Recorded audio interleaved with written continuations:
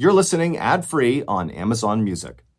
In 1979, at a hospital in Alabama, a neurologist hustled down the hallway and turned left into a particular room. Inside was a female patient who was lying on her back on a bed with her legs propped up on pillows. Before she could ask the doctor what was going on, he just said, "Show me your hands." Puzzled, the woman did as she was told, and the neurologist lifted them up to look at them closely, and at some point, he saw it. And when he did, without saying anything, he just dropped her hands, turned around, and rushed right back out into the hall. But before we get into that story, if you're a fan of the strange, dark, and mysterious delivered in story format, then you've come to the right podcast because that's all we do, and we upload twice a week, once on Monday and once on Thursday. So if that's of interest to you, please replace the Amazon Music follow button's Sleepy Time tea with a tall cup of Black Label coffee from Devil Mountain Coffee Company. Okay, let's get into today's story.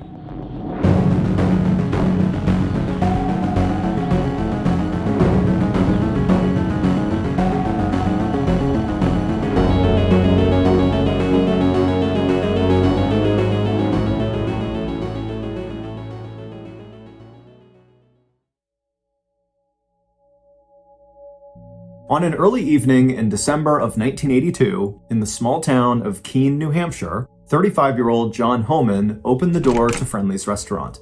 At the welcoming sound of the bell over the door that announced his presence, the waitress standing behind the service counter opposite him smiled. Because John, with his flannel shirt, wide grin, bald head, and thick mustache, was one of this restaurant's most frequent customers, sometimes stopping by for 2 meals in a single day.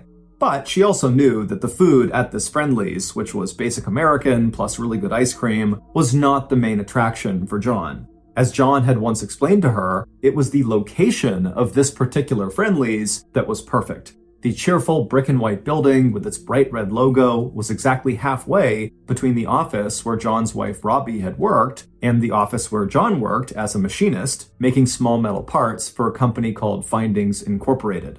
The couple had first discovered this restaurant 2 years ago when they had moved from the sunny South to chilly New England. Ever since then, the little restaurant had become their favorite place to meet after work, where they could eat a leisurely dinner together. Afterward, they'd both hop in the only car they owned and make the 20-minute drive to their little home in Marlow, a town to the north that was even smaller than Keene. Now, as John took off his hat and said hello to the smiling waitress standing in front of him, her order pad at the ready, those bright early days of his marriage felt so far away they could have belonged to someone else. Because just 18 months after their arrival in Marlow, John's beloved wife, Robbie, had died of a rare blood disorder. Immediately following Robbie's death, John had returned to Friendly's because it reminded him of his late wife. Now, a few weeks later, he was there for a different reason. John had found the one person in the whole world who could understand and share his grief over Robbie's death.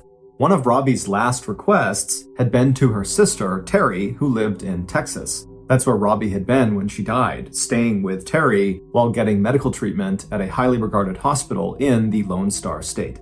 What John did not know when Robbie had packed her bags and headed west to see Terry was that Robbie had already made the decision that if she died, she would donate her body to the Medical Texas Research Institute. And when Robbie's treatment did in fact fail, just before Robbie passed, she had asked Terry to travel to New Hampshire, explain Robbie's decision to John, and then do whatever Terry could to help John get through what Robbie knew would be a devastating loss. And now, just a few weeks into Terry's visit, John's grief had not only lifted, he had felt a new sense of hope and possibility. Now he was a regular at Friendly's because he wanted to share this special place with Robbie's sister. And tonight in particular, John was there because he was planning a special little surprise for Terry. But when John explained to the waitress that he was there to buy burgers to go for himself and Terry, and then to wait in their favorite booth for Terry to join him before they headed home, the woman's smile faded, and in its place, John saw a look that he was starting to recognize among his friends and acquaintances. It was a look of such obvious disapproval that it was impossible for John not to notice. And not only did John know exactly what people were thinking, he also couldn't blame them for the raised eyebrows. Less than 1 week after Robbie's death, and John had invited his dead wife's twin sister to move in with him, And now the two of them could be seen walking around Keene holding hands and tilting their heads back as they laughed and shared memories of Robbie. But while John understood why this waitress might feel shocked at the speed of John's apparent recovery from his broken heart, for John, Robbie's death didn't feel as sudden as it must have felt for everyone else in town. John had always known that Robbie was sick. Almost as soon as they had met in a bar in Florida a little more than 2 years ago, she had told him about the illness that caused periodic bouts of excruciating pain.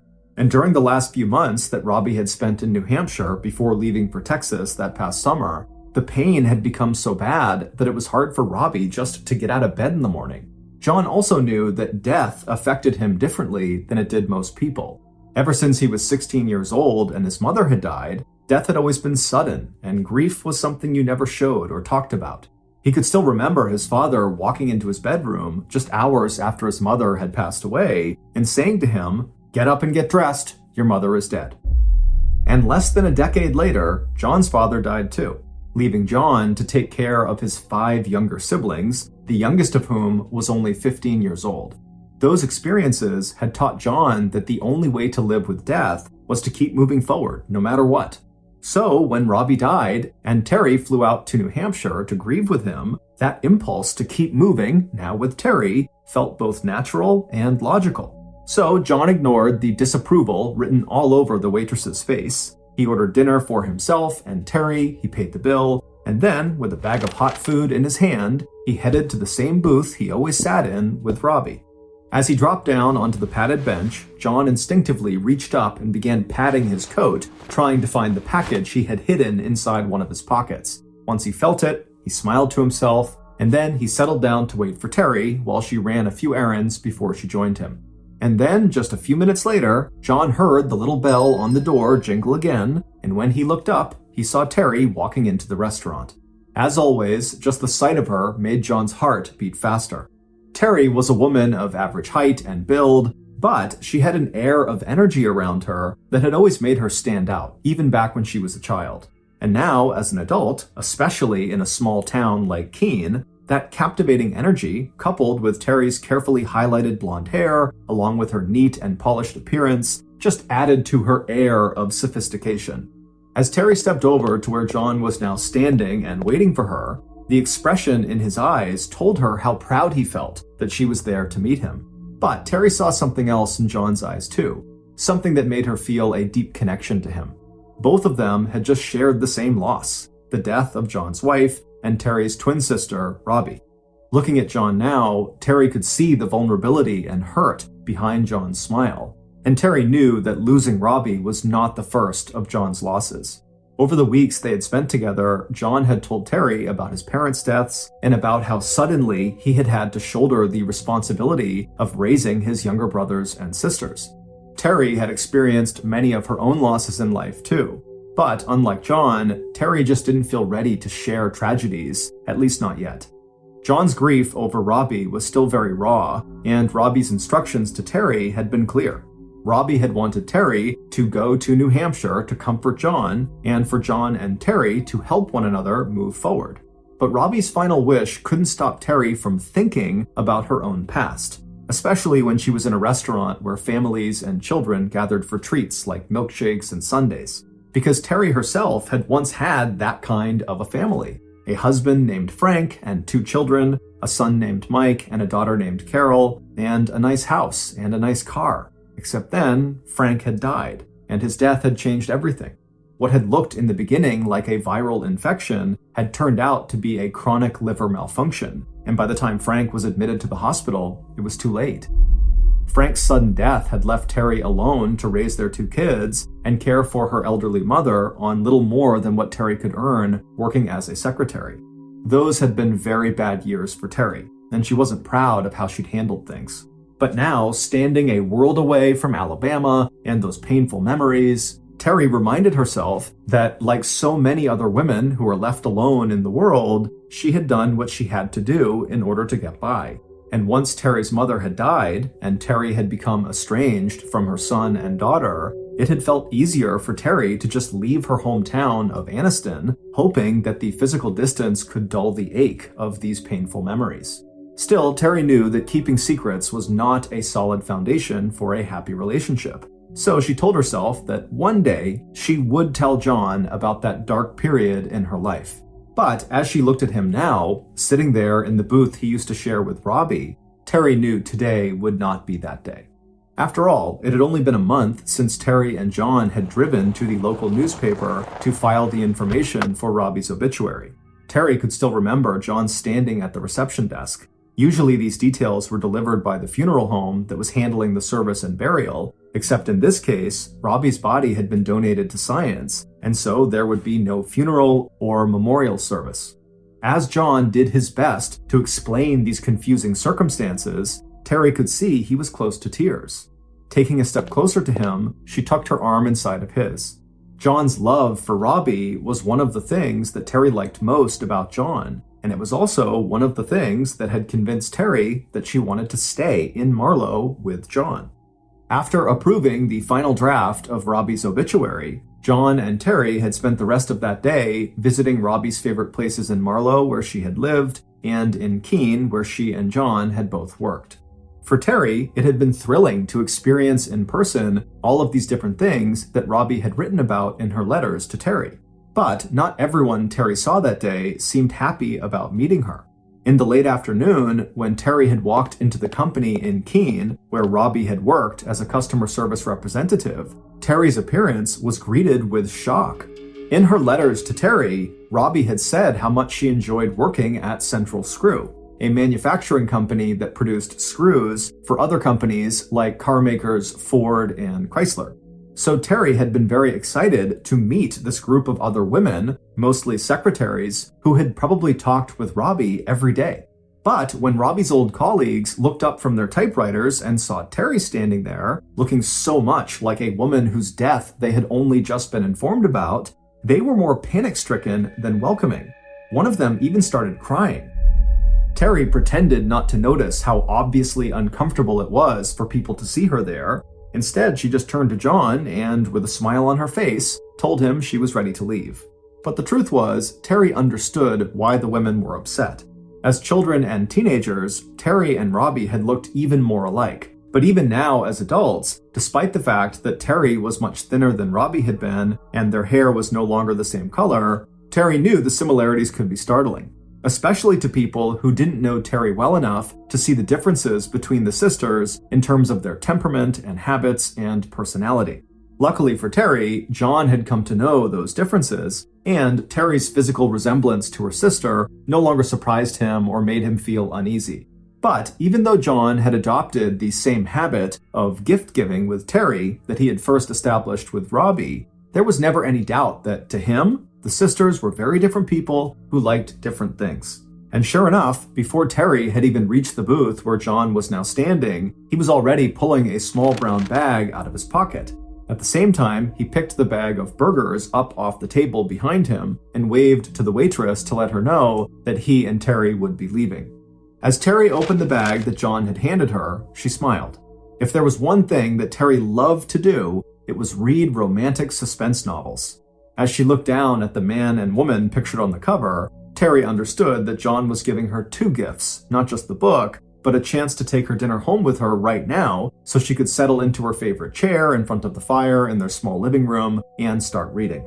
As the couple stepped out of the restaurant into the snowy winter evening, John wrapped an arm around Terry's waist and headed across the parking lot to John's white Ford pickup truck.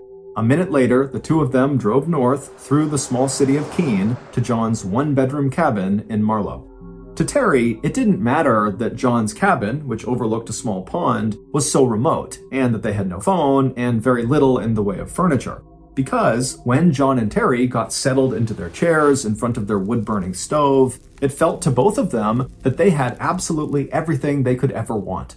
But even though both John and Terry knew that not everyone approved of their relationship, they had no idea that the local rumor mill was about to kick into high gear. To some residents of Marlow, it just seemed creepy that no sooner had John Homan lost his wife that he was living with her twin sister.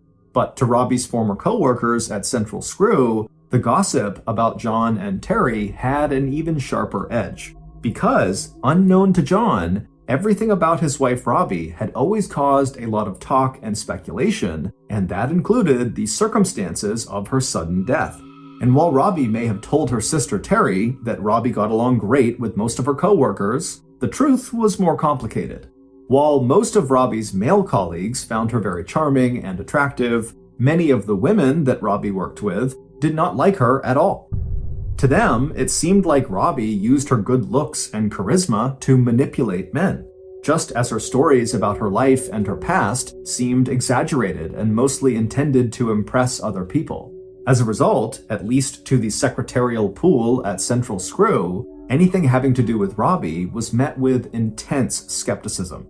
So, when Terry had walked into their office on her first day in Keene, looking almost exactly like Robbie, wearing Robbie's favorite ski jacket and smiling just one day after they'd been told that Robbie died, red flags started waving in every direction. Robbie's former co-workers couldn't explain why, but some of the women became convinced that something was not quite right about Robbie's sister, Terry.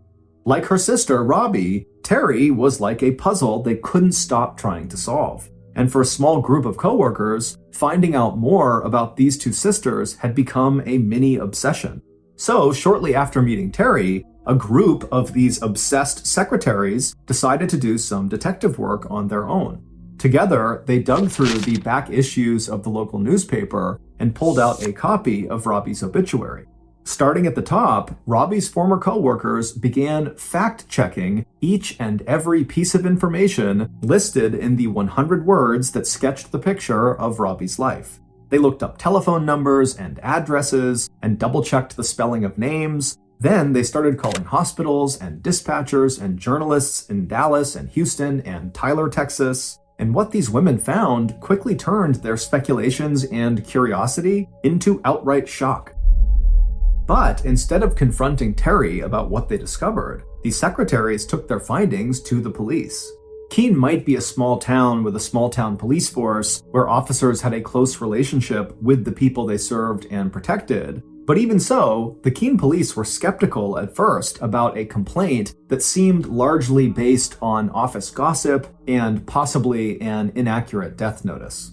But when Keene police took a closer look at the hard facts that women at Central Screw had uncovered, very soon they were forced to agree. There was something suspicious about Robbie's death and about Robbie's sister, Terry Martin. So, using the information from Robbie's co-workers as a starting point, police began digging deeper into the two sisters' backstories. And by January 12th of 1983, just 2.5 months after Terry had first arrived in New Hampshire, law enforcement would learn much more about the secret tragedies that Terry had been hiding from her lover, John Homan.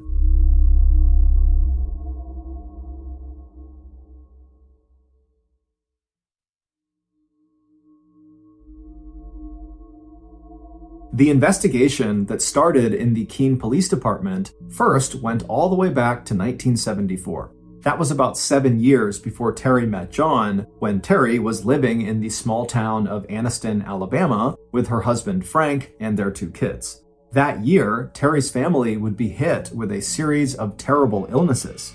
44-year-old Frank Hilly was the first member of the family to get sick. Frank and Terry had been high school sweethearts, but over the course of their nearly 25-year marriage, Frank had slowly withdrawn from Terry, spending most of his emotional energy worrying about money. Despite the fact that Frank had a good job working as a foreman at a local manufacturing plant, and Terry brought in some money working as a secretary, the couple still never seemed able to make enough money to keep up with their expenses. And as Terry confided to friends, while Frank had no problem spending most of his evenings down at the local Elks Social Club, where he would drink and gamble with other men late into the night, if Terry so much as bought a new dress from the local department store, Frank would behave as though she were single-handedly driving their family into financial ruin. But even Frank's constant worrying, drinking, and gambling didn't explain the slow and terrible deterioration in Frank's health that Terry would see between 1974 and 1975. At first, Frank suffered occasional stomach pains and nausea, but as time went on, he was experiencing severe bouts of vomiting, diarrhea, dizziness, and even hallucinations. Terry encouraged Frank to see a doctor, but Frank insisted he was just having some stomach trouble. But by the spring of 1975, Frank's condition had worsened to the point where his skin had become yellow and he was in constant pain, and finally he took Terry's advice and went to the hospital. It didn't take doctors long to figure out what was wrong with him. Frank had a chronic liver disease called infectious hepatitis, and under normal circumstances, this would have been a very treatable illness. But Frank had waited too long before getting medical help. So by May 25th, less than a month after going to consult a doctor, 45-year-old Frank Hilly was dead. Even though Frank had been sick for weeks, no one in his family expected that he would actually die. And for Terry, that shock was quickly followed by a second shock. Before she'd even had time to process the fact that her husband was dead, she found out that Frank had left her with thousands and thousands of dollars in debt. So even though Terry was going to be receiving $30,000 from Frank's life insurance policy, by the time every credit card and loan was settled, there would only be a little bit of money left to help Terry and her two kids, 22-year-old Mike and 15-year-old Carol, move on with their lives. And it would turn out this was only the beginning of an even bigger wave of tragedy that would hit Terry's family over the next few years. Soon after Frank's death, Terry's mother, Lucille, started to suffer from symptoms that were similar to the ones that Frank had experienced in the weeks leading up to his death. This time, though, Terry insisted they go see a doctor right away. But instead of finding an illness that could be treated, doctors delivered a much more devastating diagnosis. Terry's mother had terminal cancer. Over the next year and a half, when Terry was not working, she would spend every spare moment she could with her mother, Lucille, as well as with her kids, Mike and Carol. But by the time Lucille finally died in January of 1977, less than 2 years after Frank, all the insurance money was gone, the family was completely dependent on Terry's small salary as a secretary, and Terry's younger child, Carol, was entering a very rebellious and difficult adolescence. And just when Terry thought her life could not get any worse, it would turn out that the real nightmare was only beginning. As Terry would soon tell Anniston police, she and her kids had become the victims of a series of unexplained and bizarre occurrences inside of their house. In fact, these incidents had begun happening while Frank was still alive, but Terry had been so distracted that at first she didn't even notice. It started with a series of strange phone calls where the phone would ring and Terry would answer, but then the caller would either hang up or they would stay on the line but just breathe heavily and not say a word. Then things started going missing from inside the house. They were things that were noticeable but not really valuable, like a hairdryer or flower pot. The kind of things that would send a message to the homeowner that someone had been inside the house when the owner was away. At one point, there were also a couple of small fires, both at Terry's house and at the house of her next-door neighbor. The police would come out to investigate, even putting a trace on Terry's phone to find out where these calls were coming from. But as Terry would tell the police when they checked back with her, it was like whoever was making these calls knew the police had gotten involved, because as soon as police put the trace on her line, the calls stopped. But just when Terry felt like her luck was finally improving, her stalker struck again. During the summer of 1978, Terry and her teenage daughter Carol had moved in with Frank's mother, Carrie. By then, Terry's son Mike had moved out of the house and headed off to Pompano Beach in southern Florida. Barely able to afford the mortgage on the home that she had shared with Frank, Carrie's offer of a place to stay was the first good news Terry had had since her husband had died. Until, that is, the telephone calls started again at Carrie's place. And Carrie and Terry both began to notice irregularities. An object here or there was missing, and there were nights when they'd come home to find the lights in the house had been turned on when they were very sure they'd turned them off. And there was more sickness. Before the end of that year, Terry's mother-in-law, Carrie, like Terry's own mother, Lucille, was diagnosed with cancer. And once again, Terry was called upon to look after a very sick relative. And then, a year after that, in April of 1979, something even worse happened. Terry's 19-year-old daughter, Carol, who had always been the picture of good health, also got sick. In the beginning, Carol herself waved off her bouts of illness as a series of bad reactions to something she had eaten or drank. But when these symptoms persisted, they reminded Terry so much of Frank's illness that she immediately dragged her daughter in to see a doctor. But Carol's doctor quickly determined that Carol was not suffering from hepatitis, the illness that killed her father. However, none of the tests or scans or examinations performed at the hospital could determine what was making Carol sick. So Terry took Carol to another hospital, and then another hospital, and then another hospital. But none of the doctors at any of these hospitals could figure out what was causing Carol's symptoms. And those symptoms just kept getting worse. Over the next 6 months, Terry would watch as her daughter's body began to deteriorate right before her eyes. Carol was in constant pain, she had lost so much weight that she looked like a skeleton, and then Carol started losing the feeling in her hands and feet. By September of 1979, Carol could barely use her hands at all, and she was practically paralyzed below the knees. And it seemed like whatever mysterious illness was working its way through Carol's body, it would likely kill her before the end of the year. On top of everything else, while Carrie was at home dying of cancer, Terry had been arrested.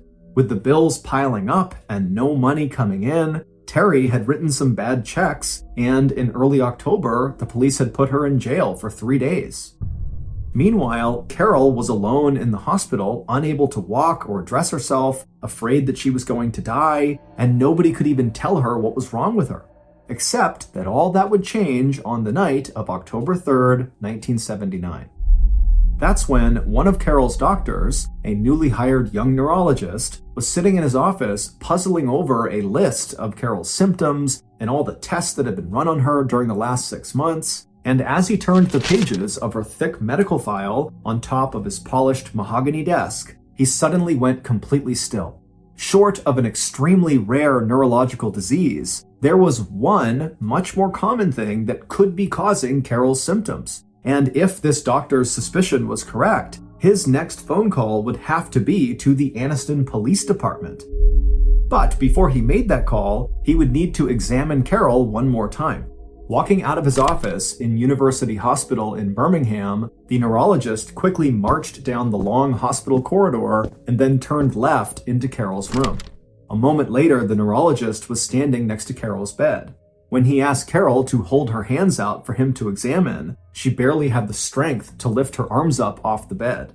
Very gently, the neurologist took Carol's hands and lifted them right up to his eyes so he could look at her fingernails. And immediately, the doctor found what he was looking for. Running across every single one of Carol's fingernails were what medical journals describe as Aldrich-Meese lines, which are horizontal bands of white discoloration. And these Aldrich-Meese lines provided proof positive that what was happening to Carol, and in all likelihood what had happened to her father, Frank, was neither accidental or natural. The reason nobody had been able to identify Carol's illness was because she didn't have one. Instead, Carol was being slowly and systematically poisoned, and the agent that was killing her was arsenic, the only poison capable of causing both Carol's physical deterioration and those telltale lines across each of her fingernail. After completing his inspection, the neurologist helped Carol lower her arms and hands back down to her sides. He watched as she closed her eyes, exhausted by the effort. Then, turning quickly to head back to his office, the doctor could only hope that he had made this discovery in time to save Carol's life. But even before alerting Carol's other doctors, the first thing the neurologist did when he reached his desk was pick up the phone and call the police. And by the time that call had ended, Anniston detectives were already scrambling to stop the person who was trying to murder Carol Hilley and to follow up on their suspicion that maybe her father's death was not due to natural causes after all. Days later, Frank Hilley's body would be exhumed and tested for arsenic poisoning. And by the end of that same month, the police had determined, beyond any doubt, that the same person who had tried to kill Carol had also succeeded in killing her father, Frank. 3 years later, and 1,700 miles to the north, police in Keene, New Hampshire were opening the next chapter in the story that had begun back in the late 1970s in Anniston, Alabama. And keen investigators would soon find out that the same person who had been a suspect in the murder and attempted murder of Frank and Carol, respectively, had also been intimately and closely involved in the lives of two people who had only recently moved to the little town of Marlow, New Hampshire, Robbie Homan and her sister, Terry Martin. Working together, police in Anniston, Alabama, and in Keene, New Hampshire, along with agents from the Federal Bureau of Investigation, would eventually piece together a story of murder and deceit so unbelievable that it would be talked about long after all the headlines had faded from the local newspapers.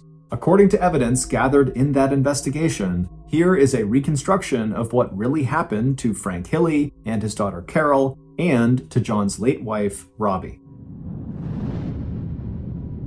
Frank Hilly's murder actually began months before his actual death. That's when his killer began to lace his food and drink with arsenic, first a little bit in his coffee, then when the killer grew impatient, mixing the poison in his food and drink in greater and greater quantities. By the time Terry had visited Frank in the hospital, pressing his wasted hand between her warm palms, it was too late. Even if the doctors had known what was wrong with Frank, they would not have been able to reverse the damage that the arsenic had done to his internal organs. But the killer would have a much harder time killing Carol. Carol was young and healthy, and as she too began to ingest arsenic in her food, the resulting bouts of nausea and dizziness and stomach pain would result in Terry sending Carol repeatedly back to the hospital. Still, the murderer was not worried. Over time, they had become an expert at poisoning their victims. Children's deaths could be made to look like sudden viral infections. The deaths of older people could be chalked up to ill health and cancer, with a side helping of poison to speed death along. While in the hospital, Carol had plenty of visitors, just as she did at home. And it was easy for her would-be killer to offer Carol treats of food brought in from outside the hospital, and even injections of a vitamin mixture, which, they promised, would help to lessen Carol's suffering. And it wasn't until the young neurologist discovered that Carol was being poisoned, and police and doctors together took a hard look at Carol's list of visitors and began limiting all access to Carol, that Carol's killer knew two things. They had missed their last opportunity to complete this particular murder, and it was only a matter of days before police uncovered their identity. And the killer was right on both counts. On October 25th, 1979, about 20 days after Frank's body was exhumed for testing, Anniston police formally charged the killer in the death of Frank and the attempted murder of Carol. But then, 1 month later, the killer was released on bail. And after a short stay in a local motel room, the killer vanished, leaving behind a trail of emotional destruction and a charge of first-degree murder. The killer's disappearance was discovered on November 18th, the same day that Terry's mother-in-law, Carrie, died of cancer. 3 months later, the killer surfaced again, but this time the killer was going by a new name, Robbie Hannon. And once Robbie Hannon met the unassuming and trusting John Homan at a bar down in Fort Lauderdale, Florida in November of 1979, Robbie would have what she believed was the perfect cover that would allow her to begin a whole new life. A new husband who would take her to live far away in a tiny town in New Hampshire where Robbie was sure she would never be found. But in August of 1982, Robbie had decided she was ready for one more fresh start in life. That's when Robbie announced to John that she was leaving for Texas, where she could stay with her beloved twin sister, Terry, while Robbie received treatment for her rare and mysterious blood disorder. But Robbie would not return to New Hampshire because in November of 1982, 3 months after leaving for treatment, John would get a call from Terry notifying him of Robbie's death. Terry would then fly to New Hampshire to comfort John, and not long after that, Terry would decide that she wanted to stay in New Hampshire and build a life there with John. But just 2 months into that life, the local police in Keene, New Hampshire had already opened an investigation into Terry. After receiving that tip from the secretaries at Central Screw, the Keene police discovered some major inconsistencies with the story Terry was telling about her sister Robbie's death. In fact, after reviewing Robbie's obituary, they found that none of the information mentioned in the notice was true in any way. To police, It was obvious that Robbie's sister, Terry, who had provided the details in that obituary, was hiding something, and that something might have to do with Robbie's death. So, on a cold evening in the middle of January 1983, just after Terry got off work, investigators pulled up in an unmarked black sedan right outside the small publishing company where Terry had recently found employment. When Terry saw the car and the men inside, her face lost all expression. She turned to say goodbye to a waiting friend, and then, without a word or objection, Terry waited while officers opened the back door of the sedan, and then Terry slipped inside. When officers immediately began to pepper her with questions, Terry just closed her eyes and put up her slender hand and said, "Please, can we at least wait until we get to the police station?" Meanwhile, just before 5 p.m. that same evening, John Homan was sitting in his usual place at Friendly's, waiting for Terry, when one of the waitresses told him he had a phone call. A minute later, John handed the phone back to the curious waitress, his face now as white as a sheet. Once in the parking lot, John climbed into his pickup truck, he fired up the engine, and then with a squeal of tires, he headed toward the police station. As soon as John stepped through the door from the parking lot into the precinct, he was met by a detective in a coat and tie who instructed John to follow him into a small room.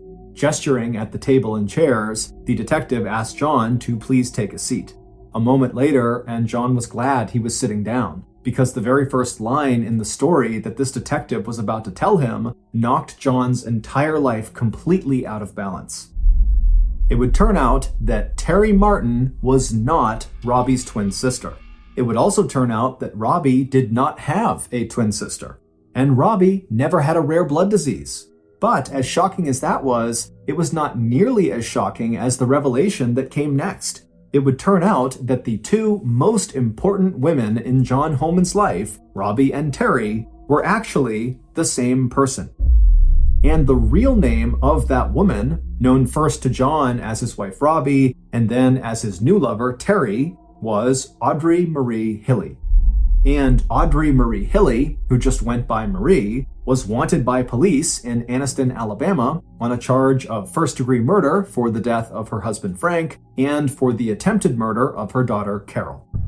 When Marie, aka Terry, had seen the unmarked black police car pull up to the curb outside of her place of work that afternoon, she knew she had finally reached the end of a very long road with no place left for her to hide.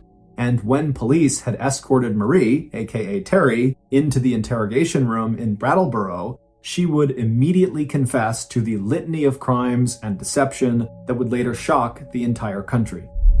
It would turn out that when Marie was living in Anniston with Frank, she had an insatiable need for money. While Frank may have spent a few dollars on gambling and drinks with his friends, it was Marie, not Frank, who was the instrument of the family's financial destruction.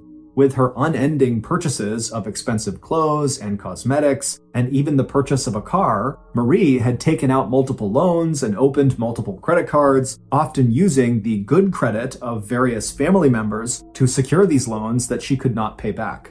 When she realized that Frank simply did not have the money to bail them out, Marie took out a life insurance policy on him and then began administering arsenic in his coffee and food until he sickened and died.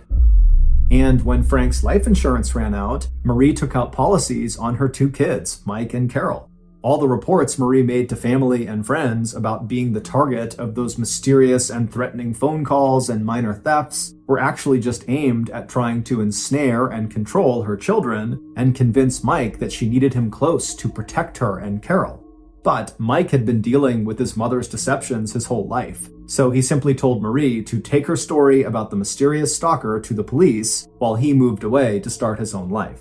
With Mike gone, the threats to Marie's safety stopped, and the threats to Carol's safety began ramping up as Marie turned her fatal attention from her son to her 19-year-old daughter. Once Marie's campaign of poisoning Carol had resulted in Carol's hospitalization, it was easy for Marie to keep Carol from getting well by lacing the food that Marie brought to her with arsenic and by injecting Carol with arsenic in the form of those shots containing the so-called special mixture of vitamins.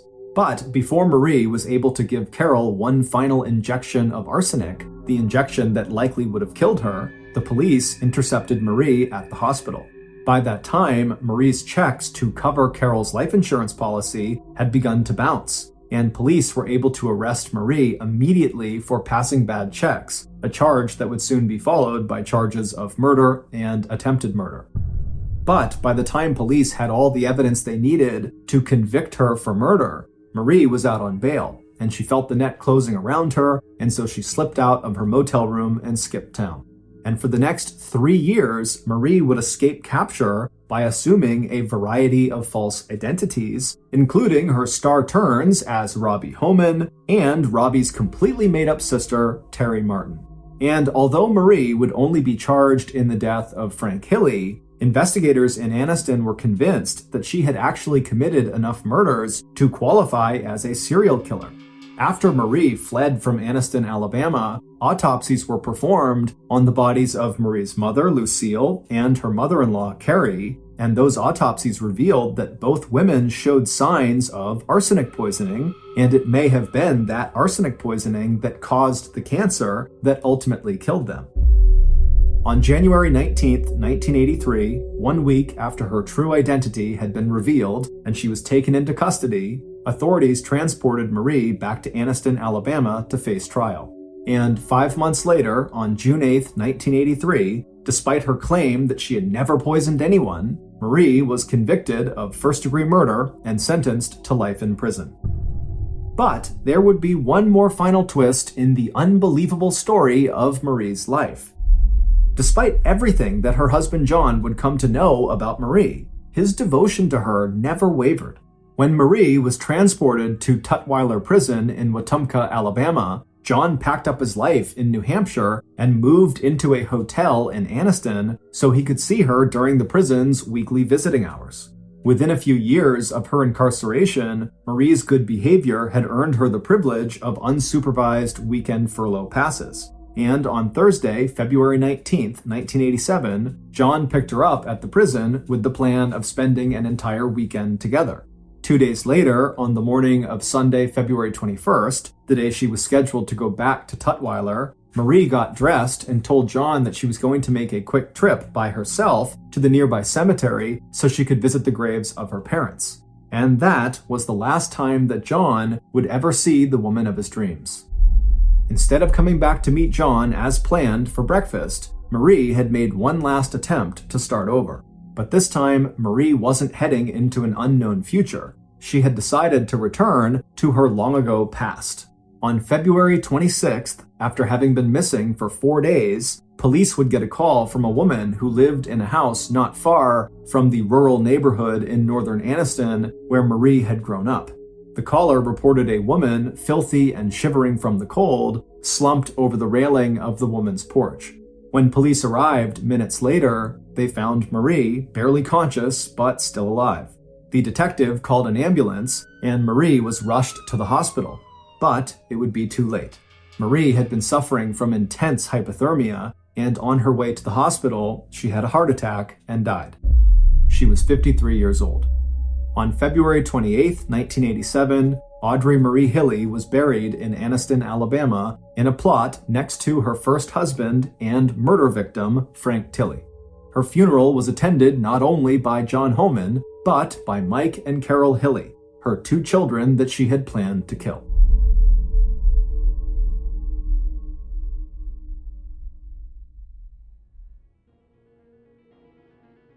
Thank you for listening to the MrBallen podcast. If you got something out of this episode and you haven't done this already, please replace the Amazon Music follow button's Sleepy Time tea with a tall cup of Black Label coffee from Devil Mountain Coffee Company.